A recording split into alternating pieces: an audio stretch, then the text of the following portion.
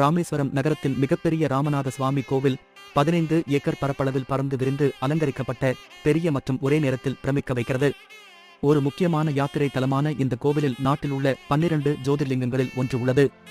புராணங்களில் ஊறிப்போய் இங்குள்ள ஒவ்வொரு சிலைக்கும் இடத்துக்கும் பின்னால் ஒரு கதை இருக்கிறது. இது தவிர கோவில் அதன் மிக நீண்ட நடைபாதைகளுக்கு பெயர் பெற்றது. இங்கு 3 பெரிய தாழ்வாரங்கள் உள்ளன. முதல் நடைபாதை மிகவும் பழமையானது மற்றும் 12ஆம் நூற்றாண்டைச் சேர்ந்தது. ஆனால் பல்வேறு காலகட்டங்களில் புதுப்பிக்கப்பட்டு முக்கிய தெய்வம் உள்ளது. இரண்டாவது நடைபாதையில் 108 சிவலிங்கங்கள் மற்றும் கணபதி சிலை உள்ளது.